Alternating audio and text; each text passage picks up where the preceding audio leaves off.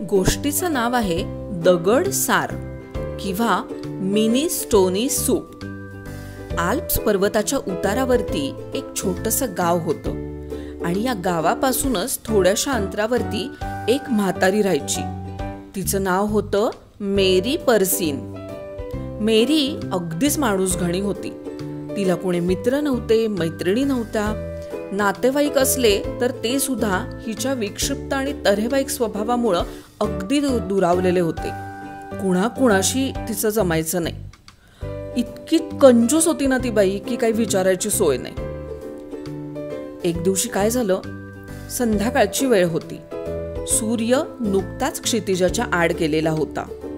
घरामध्ये एक लहानशी पणती पेटवून मेरी दार लावून बसलेली होती आणि इतक्यात तिला घराच्या बाहेरून घोड्यांच्या टापांचा आवाज ऐकू आला. बापरे, एवढा लांब कोण बरं आलं असेल? चोर तर काही येणं शक्यच नाही, कारण आपण तर काही खूपच कंजूस आहे आणि आपल्याकडे तर काहीच नाही, हे तर माहितीच आहे सगळ्यांना.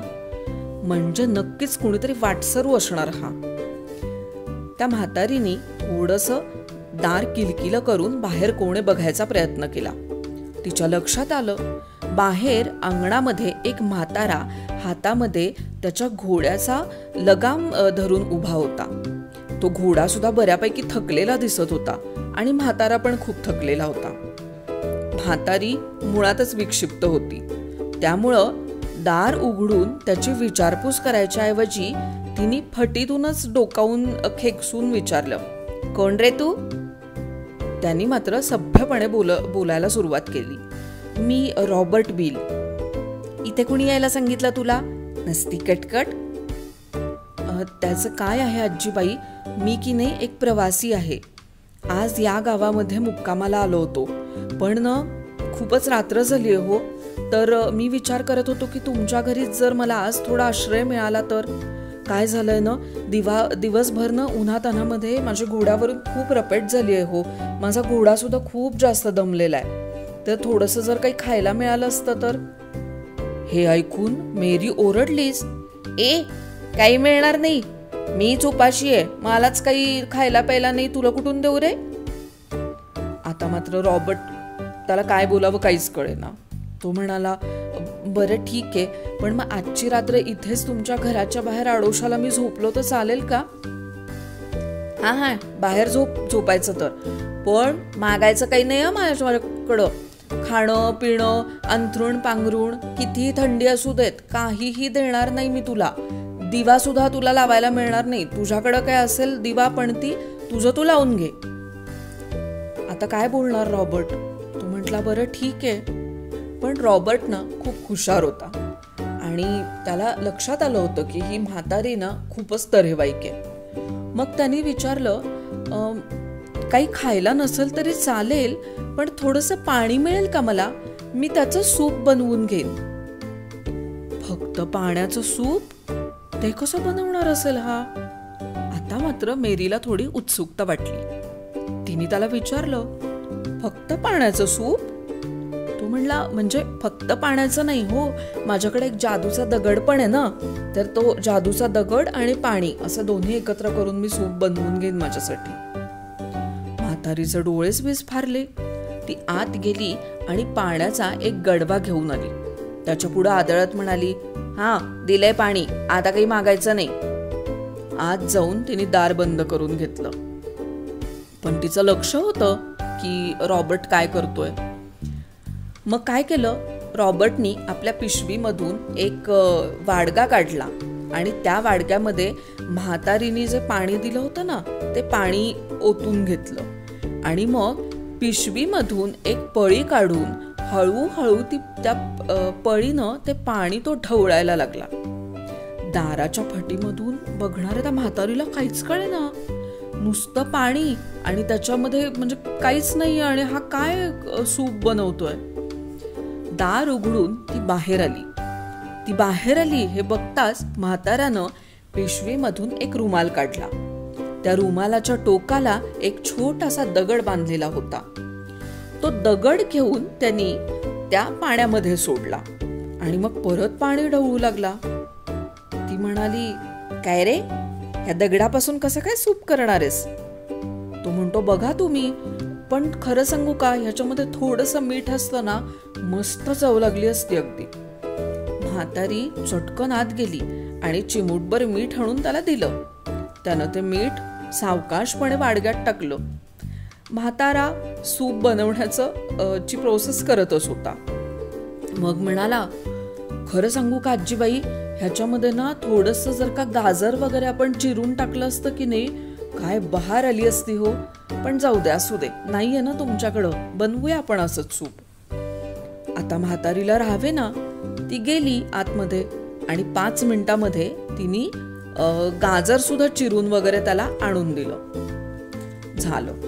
हे गाजर सुद्धा रॉबर्टनी त्या वाडग्यामध्ये टाकलं. मग म्हणाला की ह्याच्यामध्ये थोडं कोबी असता तर. म्हातारी परत कोबी चिरून घेऊन आली. आता म्हातारा गालातल्या गालामध्ये हसत, मिश्किलपणे हसत वाडग्यातलं पाणी ढवळत होता. आता समोरच्या शेल्फमध्ये, म्हणजे म्हातारी जेव्हा आत बाहेर करत होती त्यावेळी शेल्फमध्ये कुठल्या कुठल्या गोष्टी आहेत हिच्या किचनमध्ये हे त्याला दिसतच होतं. त्याचा अंदाज घेत घेत तो तिला प्रश्न विचारत होता. सफरचंदाच्या फोडी असताना काय बहार आली असती हो. मटारचे दाणे असते ना, विचारूच नका, अगदी सुंदर स्वर्गीय चव झाली असती याची. असं करत करत करत एक एक गोष्ट यांनी तिच्याकडून मागून घेतली. मेरी, आता तो जसं जसं गोष्टी एकत्र करत गेला पाण्यामध्ये, तसं तसं मेरीलाही वाटायला लागलो की आपल्यालाही हे सूप प्यायला मिळालं पाहिजे. ती अधीरतेने विचारायला लागली, काय हो, झालं का सूप तयार तुमचं? तसं तो म्हणाला, नाही तसं झालंच आहे म्हणा, अगदी 2 मिनिटच राहिलेत आता. पण सांगू का, माझी बायको ना हे सार फारच छान करते, पण ह्याच्यामध्ये ना थोडीशी मिरपूड आणि मस्त असं साईचं दही वगैरे घातलं की नाही, काय ह्याची चव लागते, वर्षभर जिभेवरती चव रेंगाळत राहील याची. पण जाऊ द्या, तुमच्याकडे तर नसेलच ना ते, मी आजच पिऊन टाकेन. आता मात्र ही स्वर्गीय चव नक्की आहे तरी कशी हे बघायची मेरीला पण उत्सुकता लागली. मग मेरी आत गेली आणि तिने ते मिरपूड, दही असं पण सगळं आणलं. या दगड सारामध्ये, म्हणजे या मिनी स्टोनी सूप मध्ये आता सगळ्या गोष्टी व्यवस्थित नीटनेटक्या प्रमाणात पडल्या होत्या. पण रॉबर्ट मात्र त्याच्याकडे असं उत्सुकतेने, चिंतातूर नजरेने असा बघत होता सूपकडे आणि म्हणाला, थोडासा वेळ जर हे उकळलं ना, तर मला असं वाटतं की माझे आजोबा जसं सूप बनवायचे ना, तशी याची चव झाली असती. ती तर म्हणजे आपल्या राजांना वगैरे पण खूप म्हणजे त्यांनाही खूप आवडायची बरं का.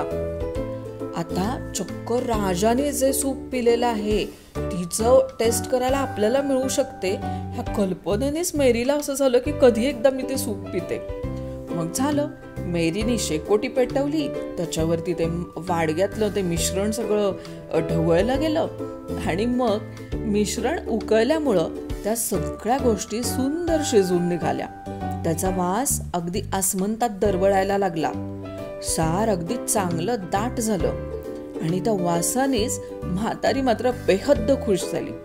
तिला सुद्धा भूक लागलेलीच होती, त्यामुळं हातामध्ये फडकं धरून तिने त्या गरम वाडग्यातलं थोडंसं सूप आपल्या छोट्याशा वाडग्यामध्ये काढून घेतलं आणि टेस्ट केली आणि तिला असं झालं की अरे बापरे, काय चव आहे ही, खरंच स्वर्गीय चव आहे.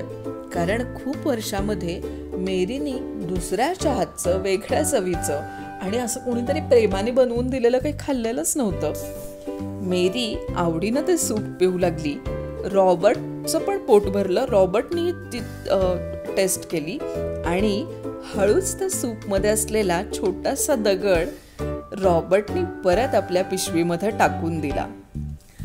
ही होती एक लोककथा. कशी वाटली बरं तुम्हाला ही लोककथा हे मला नक्की सांगा. आणि अशा गोष्टी तुम्हाला अजून ऐकायला आवडतील का हे सुद्धा मला नक्की सांगा.